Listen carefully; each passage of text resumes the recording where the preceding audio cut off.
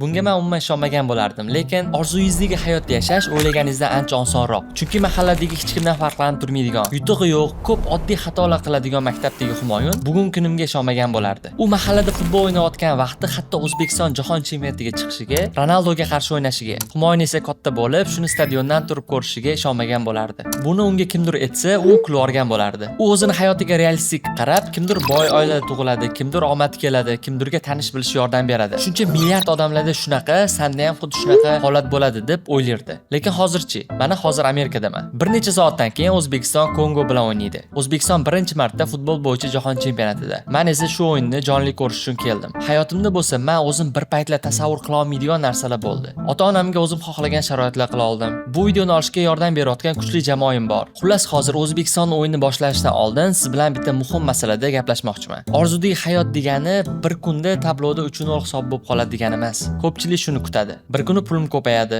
bir kun tanishlarim ko'payadi, bir kun o'zimga ishonchim oshadi, bir kun oilamni xursand qilaman, bir kun kelib dunyo kezaman, bir kun kelib sog'lig'imni to'g'rilayman, bir kuni o'zim xohlagan odamga aylanaman. Yo'q, hayot bunaqa ishlamaydi. Futbolda ham hech qaysi komanda o'yinni 90-daqiqadan boshlamaydi. Avval trenovka qilinadi, tarkib tanlanadi, taktika tuzib chiqiladi, undan keyin bo'lsa maydonga chiqiladi. Hayotda ham shunaqa. Siz ko'rayotgan natijalar pul bo'ladimi, oila bo'ladimi, sayohat bo'ladimi, biznes bo'ladimi, bularning hammasi tablo. Lekin tabloga tushadigan gol undan oldingi yuzlab kichik qarorlarning natijasi. Bu videoda Amerikadan qaytib kelib, 2 hafta davomida olgan xulosalarimni bo'lishmoqchiman. Masalan, orzuyingizdagi hayotga chiqish uchun avval nimani o'zgartirish kerak? Nimaga ko'pchilik stadionga chiqmasdan aslida yutqizib bo'lgan bo'ladi? Nimaga ba'zi odamlar hisob 0-0 bo'lib turganda ham o'zini yutqazgandek tutadi? Eng muhimi, maydonda yutasizmi, yutqazasizmi, keyingi bosqichga chiqadigan odam bo'lish uchun nima qilish kerak? Bu video keyin chiqayotgani uchun O'zbekiston natijasi qanaqa bo'lganligini bilsangiz kerak. Shunaqa bo'lsa ham videodagi asl message o'z kuchida. Chunki orzudagi hayot faqat yutgan vaqtingizda emas, yutqizgan vaqtingizda ham davom eta olish kerak. Keling boshdan boshlaymiz. O'yin boshlanishidan oldin jamoada eng muhim narsa nima deb o'ylaysiz? Kayfiyatmi, motivatsiyami yoki raqib kimligimi? Ularning hammasi muhim, lekin eng asosiysi bu reja, ya'ni plan. Komanda maydonga qani ko'ramiz, nima bo'larkin deb chiqmaydi. Kim himoyada o'ynaydi, kim pressing qiladi, kim orqaga qaytadi, kim hujumga ko'proq o'ynaydi, kim standart vaziyatlarni amalga oshiradi, kim raqib eng asosiy o'yinchisini qo'riqlaydi, bularning hammasi oldindan reja qilinadi. Hayotda bo'lsa ko'pchilik plansiz yashaydi. Boy bo'lish xohlayman, dunyo kezish xohlayman, zo'r odam bo'lish xohlayman. Yaxshi, lekin bular reja emas. Bugun qanaqa ko'nikmalarni o'rganyapsiz, qaysi odatlarni o'zgartiryapsiz, vaqtingizni kimlar bilan o'tkazyapsiz, qaysi ish sizni real natijaga olib boryapti, qaysinisi bo'lsa shunchaki vaqtingizni band qilyapti. Mana shu savollarga sizda aniq javob bo'lmasa, o'zingizni aldamang. Sizda plan yo'q.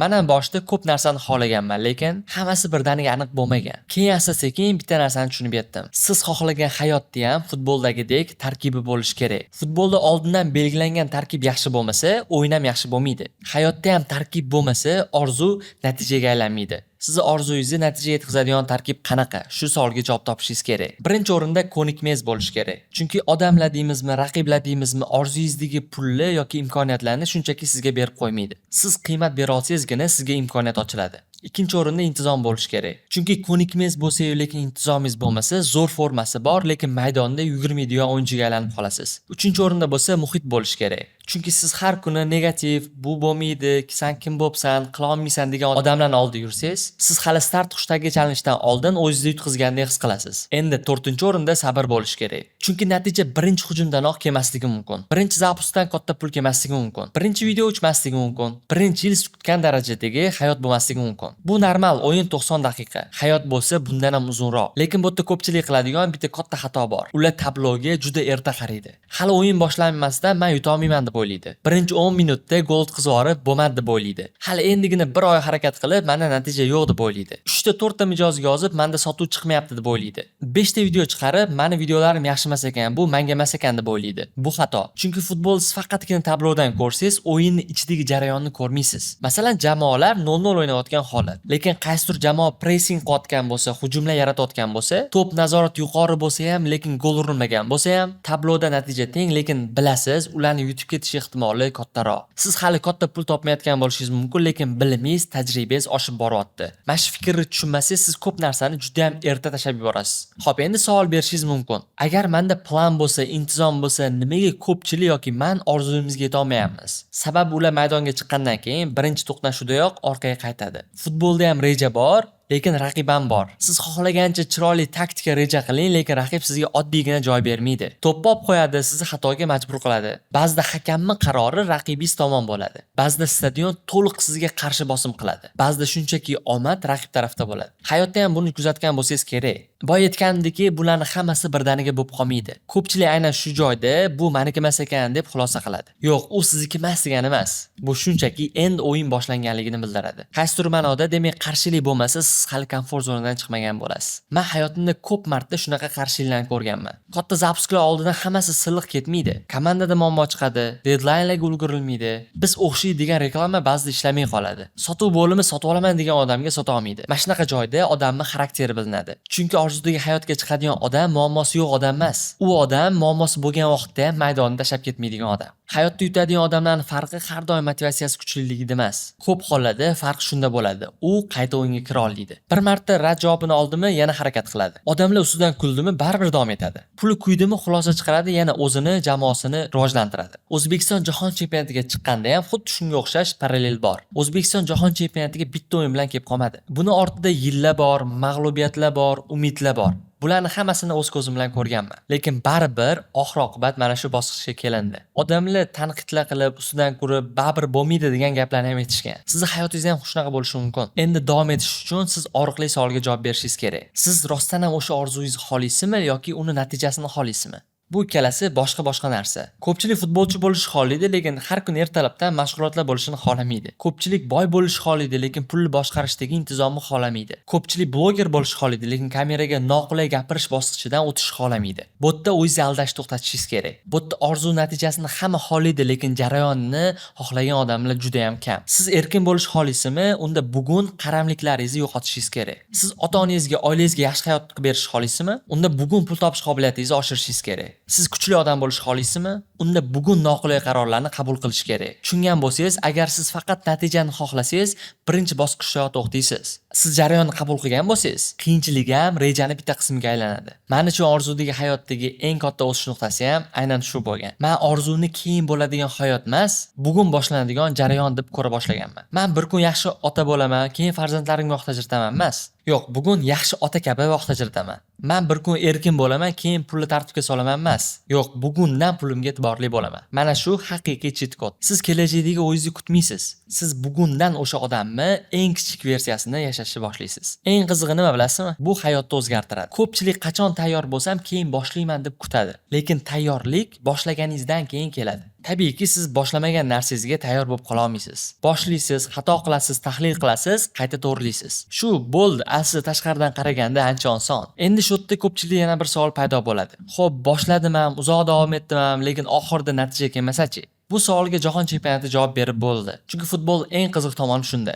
Siz hammasini to'g'ri qilishingiz mumkin, lekin hisob siz kutgandek emasligi ham mumkin. Juda to'g'ri tepganingizda ham to'p nimadir bo'lib ustunga tegishi mumkin. Keraksiz vaqt hakam sizga qarshi qaror chiqarishi mumkin. Ozgina xatoni o'zidanoq raqib gol urib ketishi mumkin. 80 daqiqa 2-0 yutib turgan jamoa oxirgi 10 daqiqada 3 ta gol o'tkazib, alamli tarzda uyga qaytib ketishi mumkin. Sizning hayotingizda ham xuddi shunaqa holatlar bo'ladi. Siz to'g'ri harakat qilasiz, lekin natija kechikadi. Siz hammadan yaxshiroq ish qilasiz, lekin odamlar qadrlamaydi. Siz ko'p mehnat qilasiz, lekin hech kimga u ko'rinmaydi. Endi siz hisobga qarab o'zingiz yurishingizni tashlavorasizmi yoki o'zingiz o'yiningizni davom ettirasizmi? Menimcha orzudagi hayot degani ham shu. Sizda faqat chiroyli kunlar bo'lishi orzudagi hayot degani emas. Siz yomon kunlar kelgan vaqtda ham o'zingizni yo'qotmaydigan tizimga ega bo'lishingiz. Chunki kuchli odam emotsiya bilan qaror qabul qilmaydi. Yutqizgan vaqtida ham o'zining rejalaridan voz kechmaydi. Chunki u biladi, uni hayoti bitta o'yindan iborat emas. Qaysidir o'yin tarixiy bo'lishi mumkin, lekin futbol shu bilan tugamaydi. Sizning holatingizda ham hozirgi bitta narsa juda muhim bo'lishi mumkin, lekin hayotingiz shu bilan tugamaydi. Shuning uchun orzudagi hayotga kelishda eng katta instrumentlardan bittasi bu analiz. O'yindan keyin har qanaqa professional komanda analiz qiladi. Qayerda xato bo'ldi, qayerda yaxshi o'ynadik, qaysi zona bo'sh qoldi, qaysi o'yinchi tez charchab qoldi. Endi keyingi safar nimani o'zgartiramiz? Biz bo'lsa nima qilamiz? Yutganimizda xursand bo'lamiz, mazza qilamiz, lekin analiz qilmaymiz. Agar yutqizsak o'zimiz yomon ko'ramiz, unda ham analiz qilmaymiz. Ikkalasi ham xato. Yutganingizda ham analiz qiling, chunki ba'zan natija shunchaki omad bilan keladi. Yutqizganingizda ham analiz qiling, chunki ba'zan natija yomon bo'ladi, lekin jarayoningiz to'g'ri ketayotgan bo'ladi. Hayotda men omadsizman degan xulosa eng dangasa xulosa. To'g'ri xulosa shuki, men qattiq to'g'rilashim kerak. Shu savol sizni o'stiradi. Endi men sizga o'zimga foyda bergan amaliy qoidalarni bo'lishmoqchiman. Agar siz orzuyingizdagi hayotda yashamoqchi bo'lsangiz, shu narsani o'zingizga yozib oling. Birinchisi, meni tabloyim, ya'ni hisobim nima? Ya'ni siz qaysi natijaga chiqmoqchisiz? Pulmi, sog'liqmi, oila bilan vaqt o'tkazishmi, biznesmi? Qanaqa hayotni ko'rib, ha, men shuni xohlardim deysiz. Bu aniq bo'lishi kerak. Ko'p pul emas, qancha? Zo'r hayot emas, qanaqa kun tartibi? Erkinlik emas, qaysi majburiyatlardan erkinlik? Ikkinchisi, bu meni taktikam qanaqa? Ya'ni shu natijaga chiqish uchun har hafta nima qilaman? Qaysi yomon odatlarni to'xtataman? Qaysi ishni doimiy ravishda qilaman? Taktikasiz orzu shunchaki gap. Uchinchisi, meni o'yindan keyingi analizim qachon? Misol uchun har kuni kechasi o'tirib 10 daqiqa o'zingizdan so'rang. Nima o'xshadi, nima o'xshamadi, nimani o'zgartiraman. Shu 3 ta narsa hayotingizni birdaniga mukammal qilib bermaydi. Lekin siz orzudagi hayotingiz uchun yetkazadigan maydonda ushlab turadi. Bitta narsani tushungan yaxshi. Orzuyingizdagi hayotga bitta katta sakrash qilib berishmaysiz. Siz har kuni kichik, lekin to'g'ri qarorlarni takrorlab berishasiz. Bitta tarafdan alamli ko'rinadigan tomoni shuki, odamlar sizga qarab omad kelibdi deyshadi. Aslida bu omad emas. Bu ko'p yillik harakatlar, xatolar, qayta urinishlar. Qayta analiz qilib, sabr qilingan holatlar. Endi O'zbekiston o'yiniga qaytsak, O'zbekiston yutqizdi. Uchala o'yinda ham yutqizib chiqib ketgani, rostini aytganda, ancha og'irlik qildi. Chunki Amerikagacha borib o'yinni ko'rganingizda oxirigacha umid bo'ladi. Ayniqsa bu tarixiy voqea bo'lib, minglab odamlar bir xil bayroqlarda, bir xil formalarda kelgan bo'lsa-yu, mag'lubiyatni qabul qilish oson kechmaydi. Lekin videoni boshida reja qilganimizda O'zbekistonni yutishiga moslab tuzgan edik. Lekin hozirgi holatda ham biz yetkazmoqchi bo'lgan mesej o'zgarmadi. Chunki orzudagi hayot haqida faqat yutgan vaqtda gapirish oson. Hamma narsa yaxshi bo'lib turgan paytda ishoning, davom eting,